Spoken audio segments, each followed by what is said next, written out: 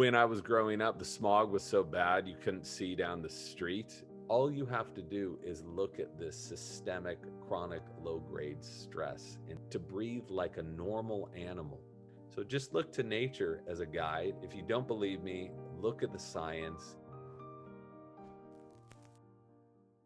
Today, I'm talking to James Nestor, author of Breathe, a book that dives into the history of why humans are the worst breathers in the animal kingdom and why that affects your physical and mental health.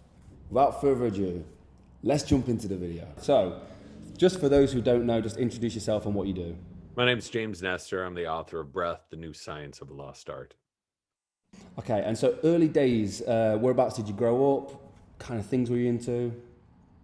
I grew up in Southern California in Orange County, and a lot of people think that Southern California in the 70s and 80s was just this very hippy dippy place that was super lax, but it really wasn't. It was mostly military families and defense industry and extremely conservative. So my outlet was the ocean, and I just went to the ocean about every day in summertime and most days in spring and fall as well.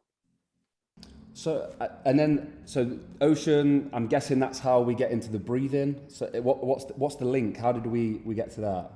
No, I was a terrible breather growing up. I had no idea how to breathe properly. I didn't know that there was such a thing as proper breathing, right? Nobody teaches you that in school. When I was growing up, the smog was so bad you couldn't see down the street, and we would have smog days instead of snow days where you would have to stay inside. So it was very surreal, sort of postmodern existence back in those days. But I was pretty sure I was mouth breathing throughout a lot of my youth. I know I was mouth breathing at night. I had teeth extracted. I had braces. I had headgear. I had retainers. And when I was growing up, it was never if you were going to do that stuff, but when, right? Everyone I knew was getting braces. I never questioned it.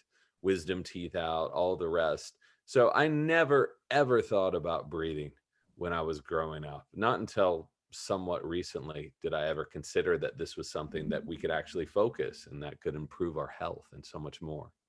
So for you personally, growing up, until you discovered it, what were the effects for you personally of like not realizing that we can breathe in a certain way to benefit us?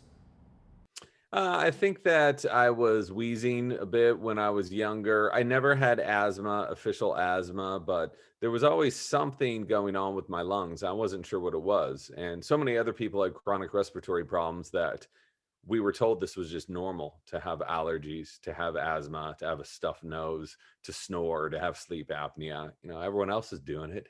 Why shouldn't you be doing it as well?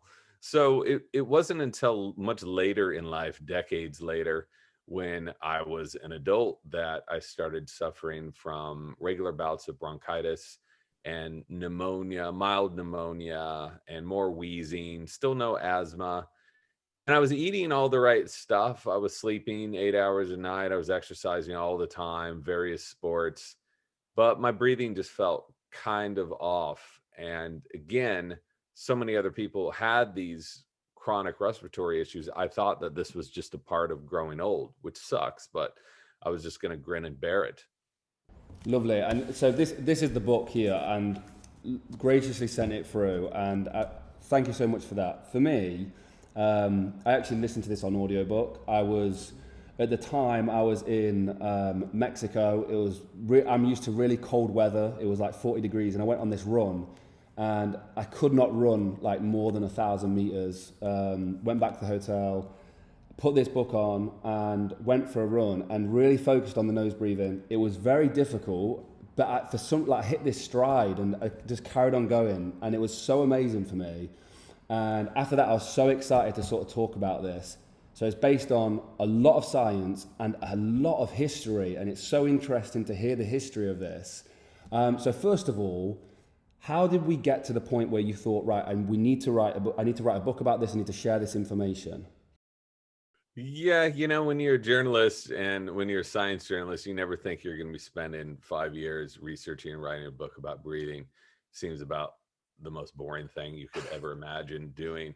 And my agent told me so over several years, I said, there might be this book on breathing. Then we looked, and there's so many other books on breathing. They have 400 different practices in them. I said, no, I think that there's a deeper story here that people aren't understanding, that I am certainly not understanding. I'm curious about it. She said, no, no, no, terrible idea. And so it wasn't until really years of putting together the pieces of this puzzle, and I kept finding articles, scientific articles, magazine articles, newspaper articles that were loosely associated with humans as a species losing the ability to breathe properly. And a lot of people think, what are you talking about? I'm alive right now, I'm breathing. But what I learned from researchers is that compensation, just getting by, is very different than being healthy. We can just get by eating 20 cookies a day, right? But that doesn't mean we're going to be healthy. And so many of us are breathing in this very dysfunctional way that our bodies are able to survive, but they're not able to flourish. So that's where it started getting a lot more interesting for me. And finally, I convinced my agent. She thought, okay, there might be something here. And found an editor, and I went to work. I thought I was going to write this book in about a year and a half. It took me about 5 years. So many revisions, because so much of my understanding of breathing and what science has understood about breathing over the years is wrong. And we know that now from the latest scientific discoveries. So the modern day person, what's the average person? What are they doing that's just not natural? What's the average person doing? The average person is breathing out of their mouth a lot, and there is a time and place to breathe through your mouth. When you're laughing, when you're sighing, that's totally fine. Sometimes at levels, upper level, zone 4, zone 5, you can default to mouth breathing real quick to get a burst of oxygen, right? To reset your respiratory system. Completely fine. I'm talking about chronic mouth breathing. I'm talking about the more than 60% of the population that sleeps with an open mouth, and the 25 to 50% of the population that habitually mouth breathes during the day while they're conscious. So that's really the number one thing. And then we're breathing too much. We're breathing too shallow. We're breathing in a way that we're just packing air into our lungs, but we're not exhaling fully. So there's a bunch of other things that fall off that tree, but first and foremost, it starts with breathing through your nose, and you'd be amazed by how few people actually practice this. The book was such a trigger for me to consciously think about it, and it really did. The worst case scenario led to such a mindfulness that it was fantastic. But like I say, on that particular run, it transformed it. It was unbelievable. What sort of health complications does mouth breathing and the average person, what they're doing at the moment, what does that lead to? When you breathe through the mouth, you tend to breathe very shallowly, right? So you take air in just into the upper parts of the lungs, and then you breathe it out. So when you breathe this shallow, you have to take more and more breaths just to get that oxygen you need to fuel your body. And there's been various studies that have shown when you breathe at a rate that's even considered normal, 18 to 20 breaths a minute, you are only able to use about 50% of that oxygen. The reason is so much of that air is just in your mouth, is in your throat, is in the bronchi, but it doesn't get to the lungs. So you're literally just taking air in and exhaling it without using it. So I think that is one of the major ones. And we can blame our modern lifestyles for that, because now we sit in front of Zoom cameras all day long. A lot of us are hunched over like this, right? Even if we want to take a deep, fulfilling breath, we can't. And then you develop this habit that your diaphragm, which is this muscle that lifts up and allows you to exhale, and sinks down and allows you to inhale, that becomes only accustomed to working in this very small movement like this, right? And when we breathe this way, we trigger a stress response in our bodies. Because guess what happens when we were, a million years ago, when we were in the tundra and running away from saber-toothed tigers or whatever? That's how we breathe. But now we've been adopting this panic breathing throughout the day, throughout times when we aren't exposed to real danger, when your boss sends you a nasty email and you start breathing into your chest. And this is destroying our health. Chronic inflammation is behind, 95% of modern diseases. And chronic inflammation can be triggered by this low grade stress. And that's what breathing this way will do to your body. So what kind of exercises would you recommend someone just stepping into this, what to do? This seems so minor, and it seems like it's not going to do much for your body and mind, but you'd be surprised. The first thing I tell people is you have to learn how to breathe through your nose. You're never ever really going to be healthy if you're a mouth breather. I said that years ago, and I believe it more now than at any other time. So that's easier said than done, right? A lot of us have deviated septums. If you're like me, I've broken my nose like 3 times. A lot of people have allergies. A lot of people have chronic rhinitis and sinusitis and all the rest. Some people need surgery. Okay. I'm not saying everyone just needs to breathe through their noses, but what I've found is the majority of us can get huge benefits by just training yourself to breathe through your nose. It's going to be terrible for the first couple of weeks, as you experience when you're jogging. And that's why a lot of people give up. They say, my performance has gone down. I feel very uncomfortable. I'm not going to do this. This is bad for me. But you have to get over that hump. Sometimes it takes weeks, sometimes it takes months. But your nose is filled with these different structures that, just like any other muscle in the body, will respond the more it's used, and it will start to open up. And once you get to that point where it starts to open up, you're going to say, why have I not been doing this for the past few years or the past few decades? Because the nose is governing how much air is coming into your body. It's slowing it down, it's pressurizing it, it's filtering it so that you can extract about 20% more oxygen breathing through the nose than you can through the mouth. If you don't think that's going to make a difference while you're working out or while you're just sitting around, you're crazy. So it really starts with that. It starts with nasal breathing. How different is breathing through the mouth versus breathing through the nose? What's the contrast? I will show you. I'm going to bring my guest on. Wicked, I love it. Usually takes a little time. There he is. He's waiting patiently over here, trying to nip at my heels. But for the people who are listening to this, I'm just holding up a cross section of a human skull, a human face. So you can just see right here. I don't even need to explain it. When you're breathing air in through the nose here, look at all of these different structures it has to pass through, right? Before it gets to your throat and down to your lungs. As air is going through all of these structures, there are little hairs and there's mucus and there's muscles and there's tissues. And all of these work together to help purify this air and to slow it down.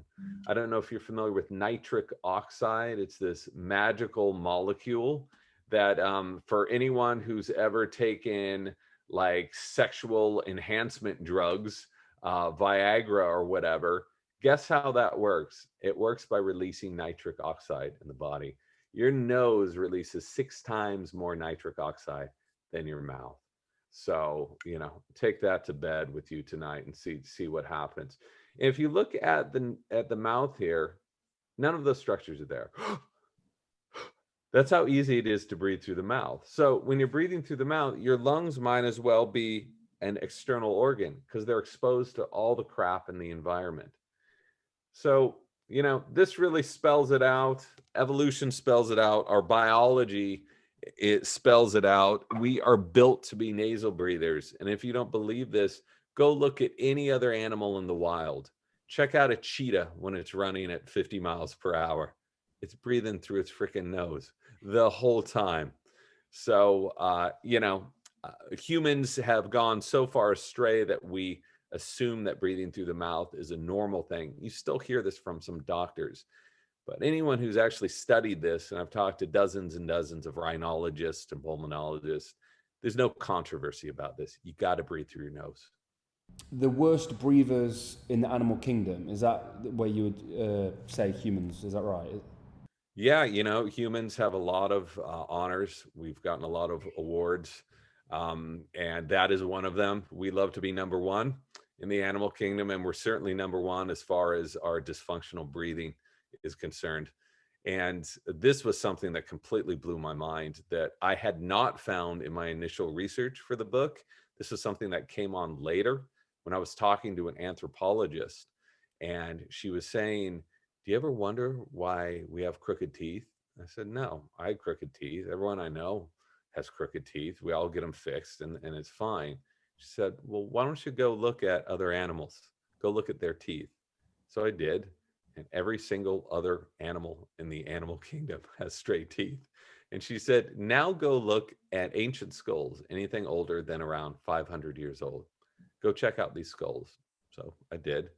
All of our ancestors, all of them had straight teeth.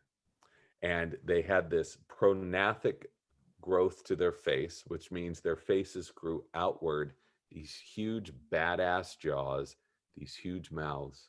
Guess what happens when you have a wide jaw, wide nasal apertures, a wider face?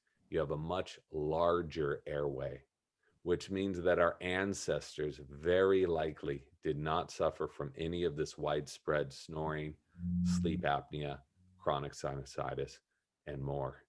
And what was so fascinating doing this research and digging through these skulls, which I spent months doing, is you can see the exact time when our beautiful faces went to crap. And that was right when we started eating industrialized foods. In a single generation, we went from never having crooked teeth to having crooked teeth. And now we're generations past that time, right? The Industrial Revolution. And look around. This is what we have. Not only have our teeth grown more crooked, our airways are more clogged, and our faces have massively changed to the way from which our ancestors looked. I mean, yeah, there's so much history in the book. Like it is astounding. Like the links and especially like the schools in the animal kingdom is really really interesting. I want to break this down into two things. So there's the athletic performance, and then also for a lot of our viewers, like how does this carry over into just everyday life, business? So athletic, like for athletic performance, obviously it's massive, but that everyday life, if this was transferred into the business world or into the workplace, like how is this helping in those places? Well, when you fix your breathing and you focus on your breathing and you adopt healthier breathing habits, it's going to fix you. It's going to help you across the board. It may not fix every single one of your problems. Of course it doesn't, but it can only help you. And that's what's interesting about breathing is there's no side effects. Sometimes when you take a drug, a pharmaceutical drug or whatever, it's like, yeah, it can help you in some ways, but there's all these other side effects. Fixing your breathing and increasing your healthy breathing only has benefits.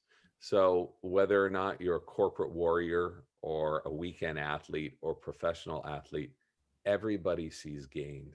Everybody, even asthmatics or people with autoimmune issues.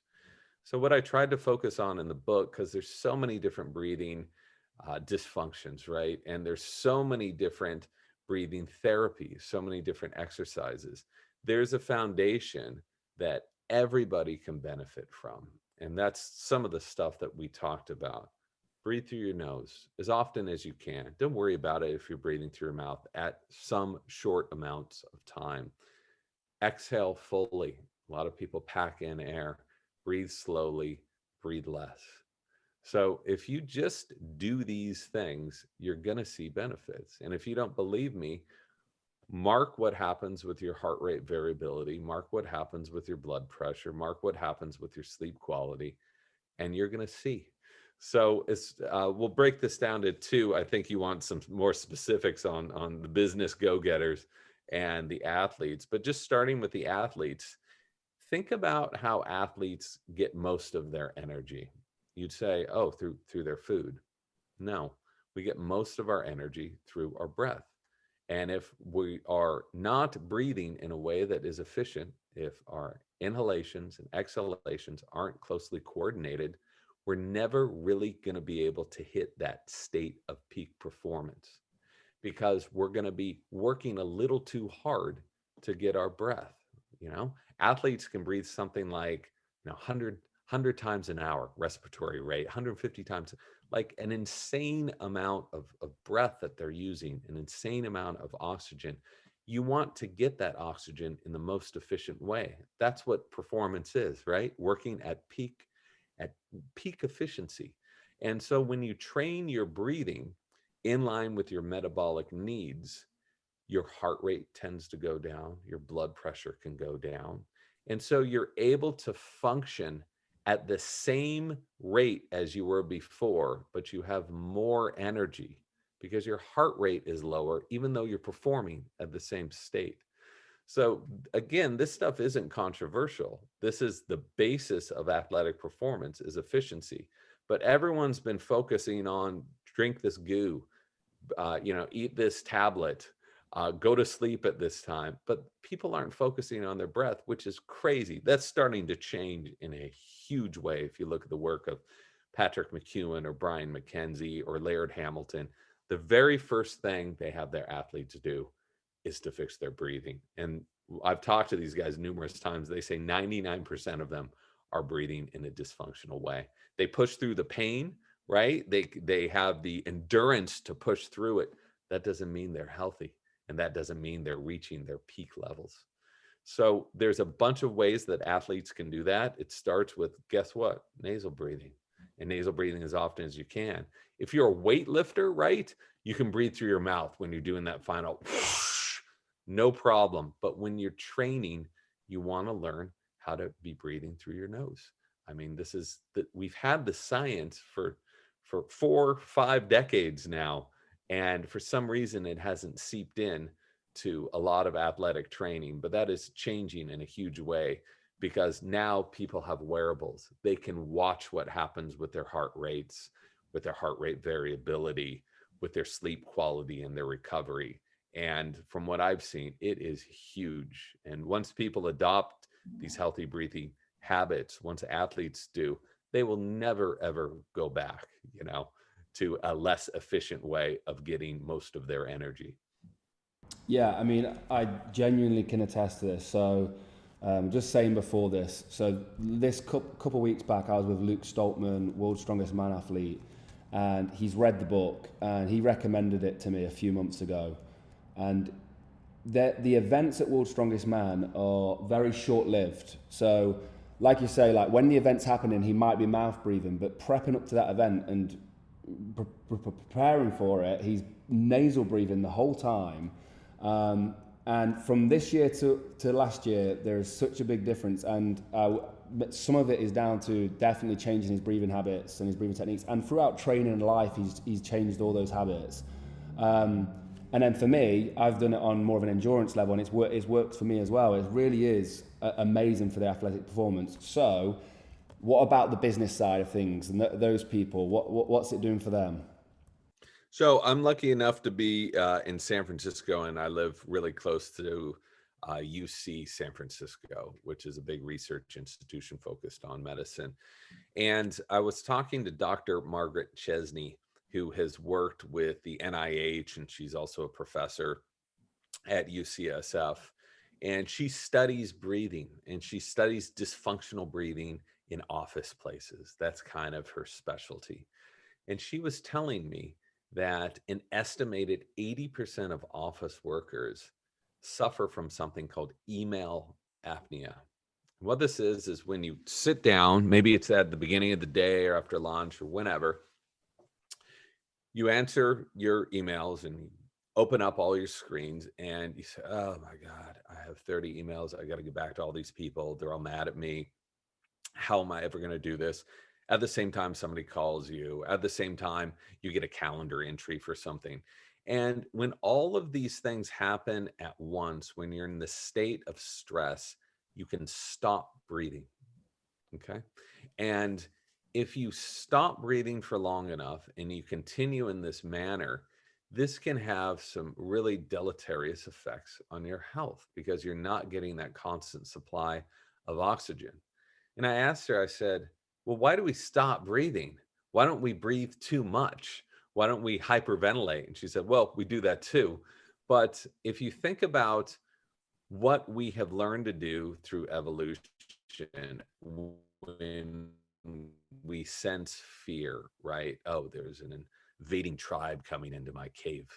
I need to be real quiet. We've adopted this skill to go hold our breath so we're perfectly silent, and then so we've taken this because we don't live in caves. Well, most of us don't live in caves now. We've taken these same patterns, these same dysfunctional views of fear and applied them to our office space, just as we were talking about earlier.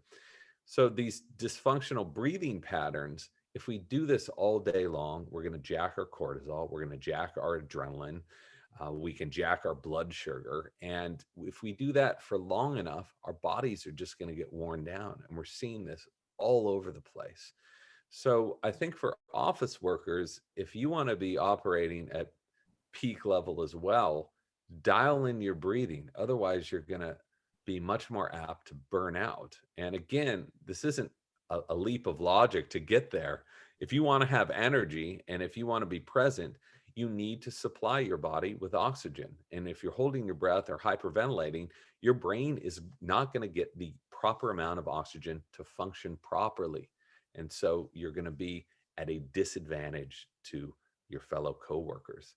So again, easier said than done. What do? I use an app on my phone. You can use other little devices. So when you sit down in the morning, breathe in a paced pattern, about 5 to 6 seconds in, 5 to 6 seconds out. I keep this little sound going in the background, especially in the morning. It's this annoying little boo, so I don't have to look at anything. And then I can just lock into a proper respiratory rate right out of the gate, right when I start my workday. And it's made an incredible difference with me. I've taken my blood pressure, I've worn all kinds of devices for weeks at a time and looked at how dysfunctional my breathing was while I was working. And it was terrible. And I was wondering why at the end of the day I was having these awful headaches and, other issues. And I was so tired is because I was struggling to get oxygen. I'd love to hear just a simple breakdown that somebody could apply then for a breathing morning routine.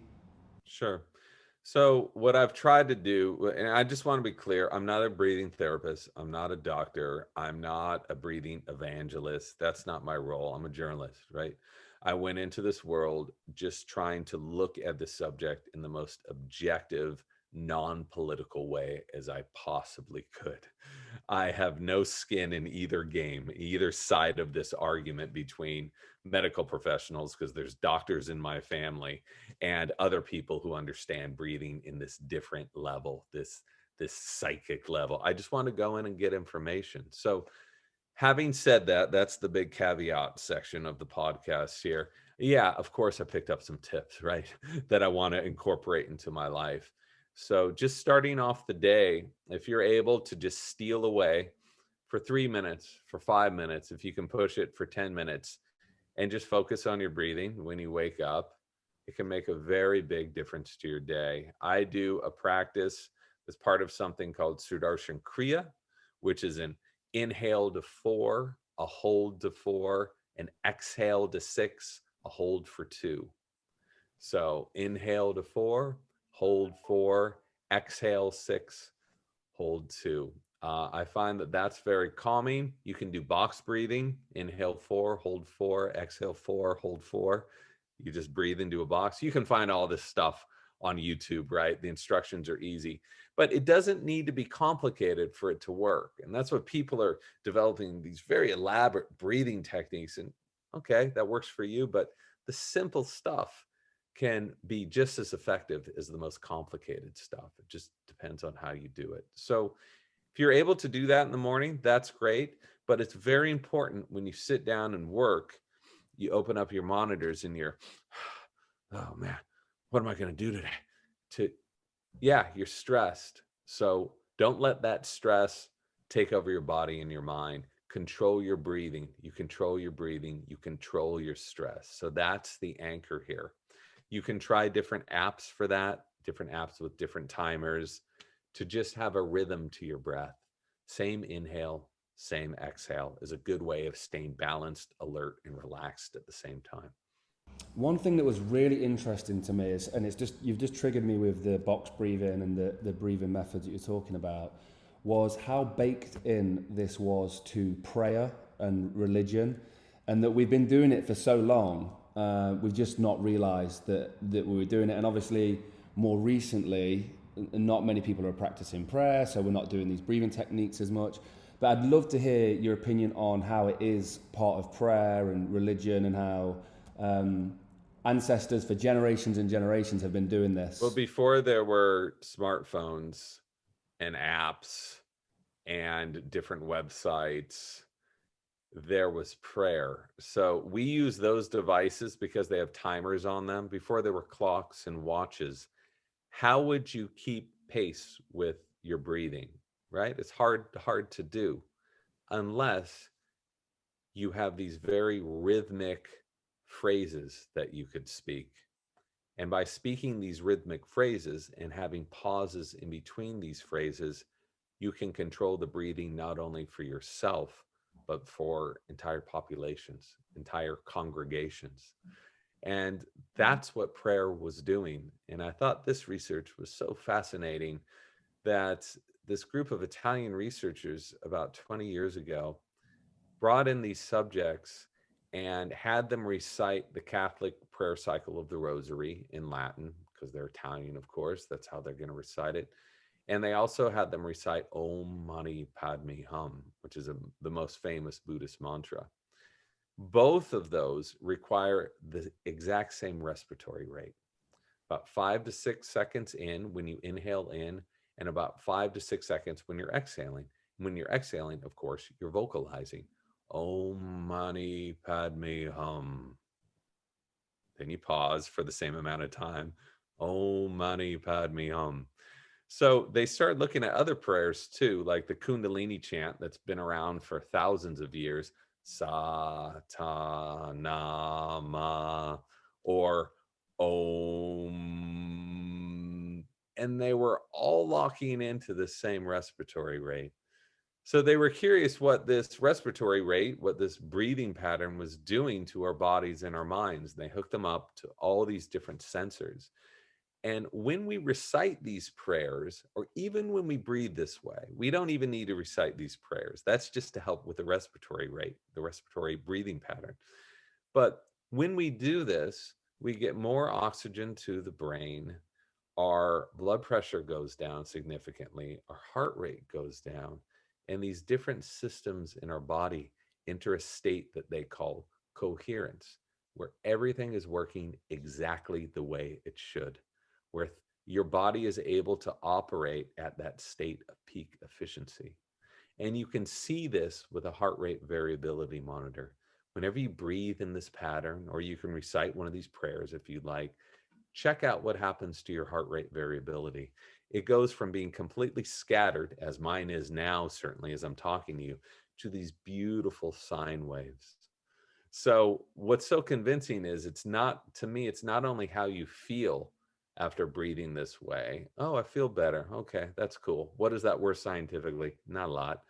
But you can look at the data in real time now with wearables that are pretty cheap and watch this transformation that happens to your body just by switching your breathing.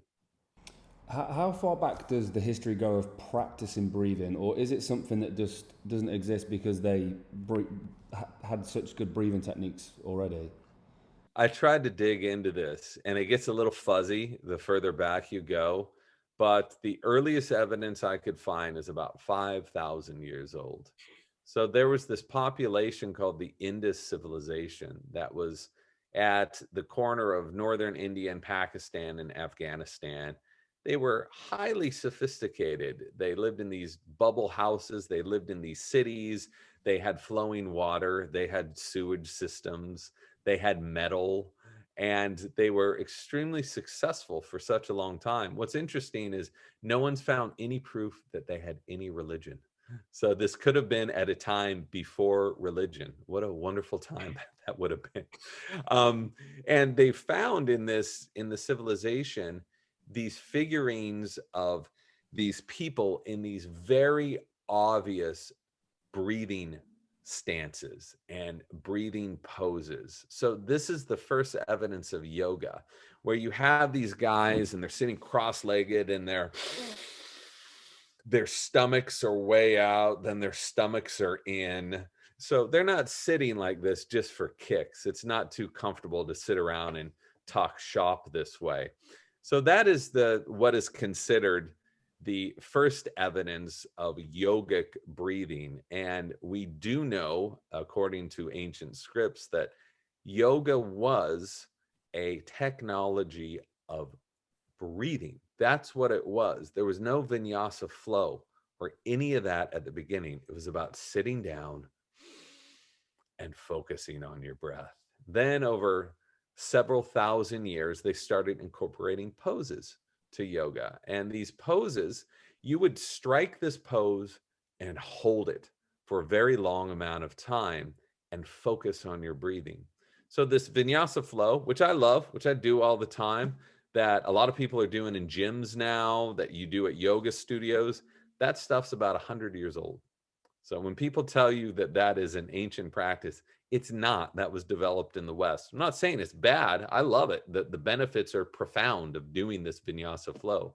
But that first ancient yoga that's been around for 4,000 years before that, it was a technology of breathing, and it was a technology of stretching your body so that you could incorporate and get more breath, more air into your lungs to fuel your body. I love it. I want to talk about just some anecdotes, but I want to make sure I'm going to probably get this name wrong. Zdopeck, is that right? Zdopeck, yeah, Zdopeck. very, very close. I've heard it both ways. It's kind Okay. of a tomato situation. Okay. But Yeah, I'd love to hear more about that. It's fascinating that was. so I was knowing all of the benefits of breathing, especially with athletes and especially with people with panic and asthma. I started digging into. I'm like, well, how old does what's the oldest evidence I could find of a modern athlete using this? Is it from the 80s? And I found some people who used it in the 80s and destroyed everybody. I found some people in the 90s and 2000s who adopted healthy breathing and became the best in the world. Sanya Richards-Ross is one of them. Check out pictures of her running. She was the top female sprinter for a decade. Check out her mouth closed, breathing through the nose, destroying everyone. And so I kept going back in time, which wasn't easy, right? But I love this part of my job because I can just spend weeks on one thing, getting obsessed over finding this one piece of research. And Emil Zdopeck, who was this guy who worked in a shoe factory in Zlin, Czechoslovakia, back in the days when that was part of the Soviet Union. He was asked to run a race, and he had never run a race in his life. He was not an athlete, but the manager of the shoe factory convinced him to do it. In other words, probably threatened him. And he ran this race and came in like second out of 100 people. And he thought, maybe there's a future in this. So he started competing and started training himself. And I don't know where he got the information, but he trained himself in holding his breath as long as he could, what is called hypoventilation training. And he went on to become the top runner in the 1950s. He won more medals at the 1952 Olympics than anyone in running. And then he was so successful that he somebody mentioned that, hey, there's a marathon going on. Do you want to run it? He'd never run a marathon in his life. He ran it anyway, got gold. So he's the one who really put this hypoventilation training, which is really breathing in line with your metabolic needs, considering that so many of us overbreathe. What he was doing was like weight training for his lungs, right? He would train with hypoventilation so that his body could process and use that air in his lungs so much more efficiently. And we know through various modern studies and thousands of case studies that people who condition themselves like this can gain more red blood cells. It's like altitude training, can increase their VO2 max, can increase their threshold in which they want to give up their performance thresholds, and they become better athletes. So after that, after Zdopeck, the 1976 men's swim team started using the same training method, went to Montreal, destroyed everyone. The number one performance, I think, in all of Olympic history. And before them, the track team, US men's track team, developed this healthy breathing, exhaling more, incorporating diaphragmatic breathing, went to Mexico City, were the only team not to use oxygen before and after the race, and outperformed everybody. And I still think that that was the number one track performance of any team in history. So the data's all there, right? The history's there. No one's arguing with it, but it's so surprising that people haven't picked up on this earlier. I'd love to hear. So obviously, with your research, you've probably heard a load of stories. Like, is there any that stand out to yourself? I'm blabbing on too long. Well, there's too many. I would love to say that there's one that really blew my mind, but every time I went into the field and talked to people, I just could not believe that A, I was lucky enough to find these people, and B, that no one else was talking about this. Even in medical circles, my father-in-law's a pulmonologist, works with the lungs. Like that's his jam. He's been doing this for 40 years. A well-respected, renowned guy. My brother-in-law is an ER doctor, so was working with every single part of the body, and they hadn't heard, 90% of what I was finding in the science.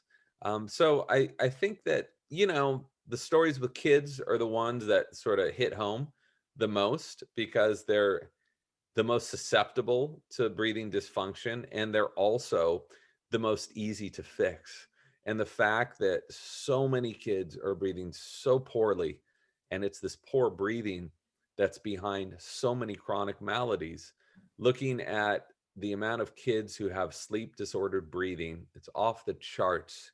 Something like 50% of kids have trouble sleeping, and a lot of their trouble sleeping is attached to their trouble breathing, and their breathing isn't diagnosed and it's not treated. So we know that ADHD, there's a direct link between our breathing at night and ADHD. It's not a casual link, it's directly connected. So when you hear stories of people who had taken their kids to 20 different doctors, who have been on 20 different drugs, who are 12 years old and still wetting their beds, have ADHD, are having now neurological issues. No one's looked at their breathing. They fix their breathing. All those problems go away almost instantly. They're not on any other drugs now. They have normal kids. You wonder, you're just like, why aren't more people talking about this? So I know I keep saying that, but it's something I just kept discovering over and over and over again. And as I mentioned, most of this research is coming from prestigious institutions. It's been in the scientific record for decades. No one's arguing that it's not real, but so few people are incorporating it into their daily lives.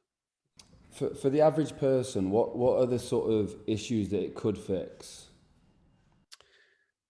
Breathing has been found to just breathing and developing proper breathing techniques, nasal breathing, breathing slowly, increasing the CO2 in your body, has been found in numerous studies to be very effective in reducing the symptoms and sometimes entirely reversing asthma and panic. Some autoimmune diseases, some people with autoimmune dysfunction can respond very well to getting their breathing in check, especially their breathing at night. Add in some cold exposure, a cold bath, a cold shower, the stuff that Wim Hof is doing with people with autoimmune diseases. And the science is very clear how effective this is for your immune function and to get things back on balance.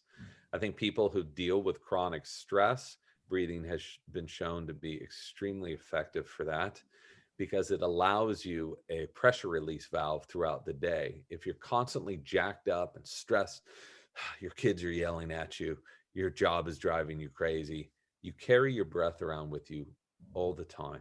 So this is something you can use to diffuse that stress, to calm yourself down so that you can actually function properly throughout the day. There's also a bunch of other crazy stuff looking at breathing, especially hypoventilation training and weight loss, and for people with heart issues and diabetics and migraines. And I've included something like 400 different scientific studies on the website that you can refer to, but you can look this stuff up as well, and look at the science between hypoventilation training, Wim Hof method, Sudarshan Kriya, and all of the people who have benefited profoundly from developing just proper breathing.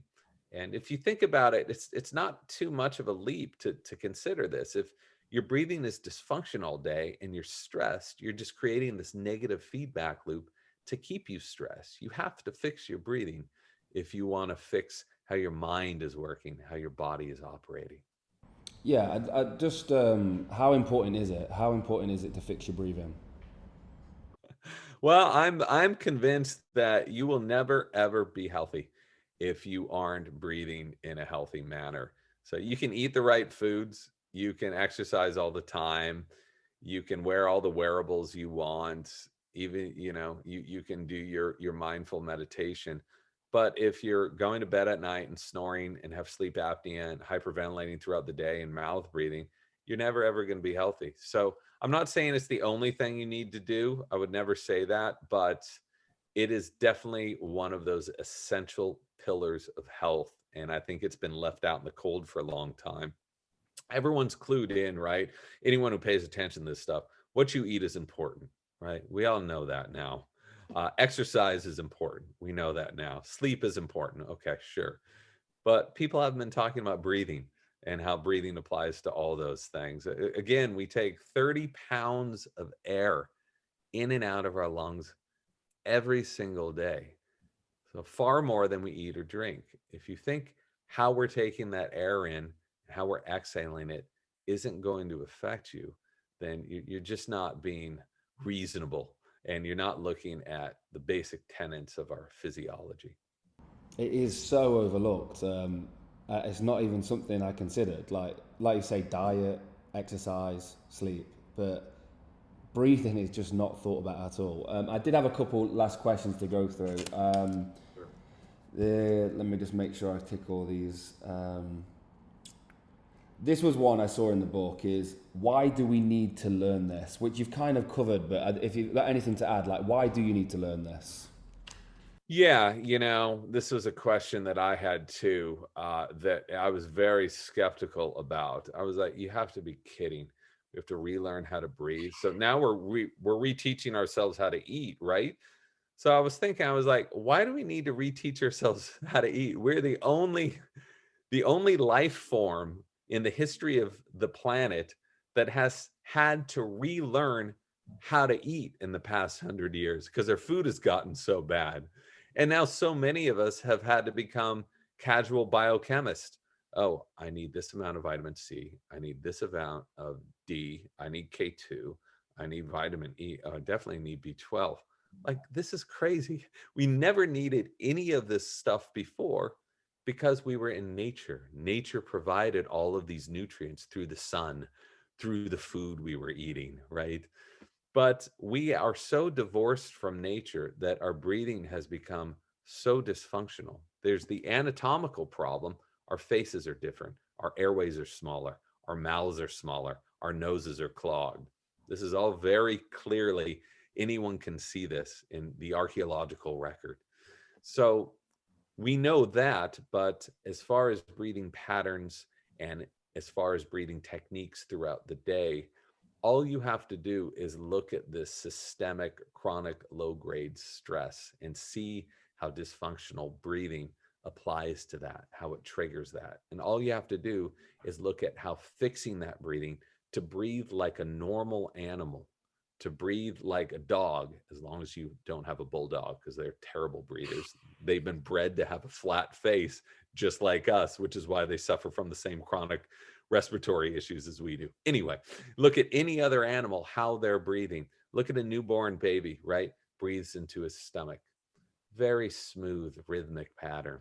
So just look to nature as a guide. And if you don't trust nature, look to wearables. Wear some wearables and look what happens to your stress levels. Look what happens to your heart rate variability. Look what happens to your blood pressure throughout the day when you adopt healthy breathing patterns. And we're so lucky to be at a time when this technology is really cheap. This stuff would have cost 20 grand 10 years ago, 15 years ago, but now you can buy something for $100 that shows you so much data. So, again, I don't want to be an evangelist, but if you don't believe me, look at the science and look at yourself and how you respond to this stuff. And I think you'll be surprised.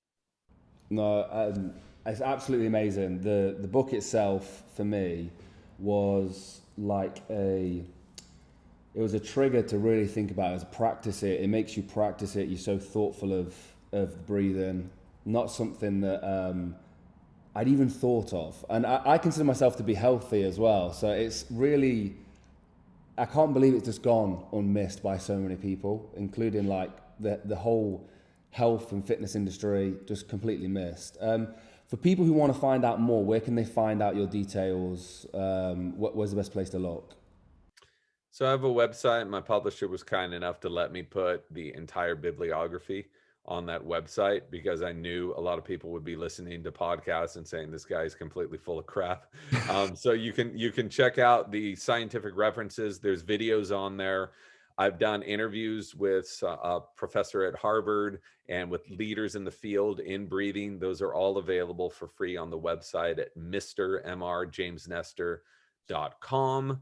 And I'm also on this thing called Instagram, which for an old guy is super confusing, but I'm only posting stuff associated with breathing and science. So no puppy pictures, unfortunately. Even though I have a really cute dog, she's not going to show up in my Instagram feed.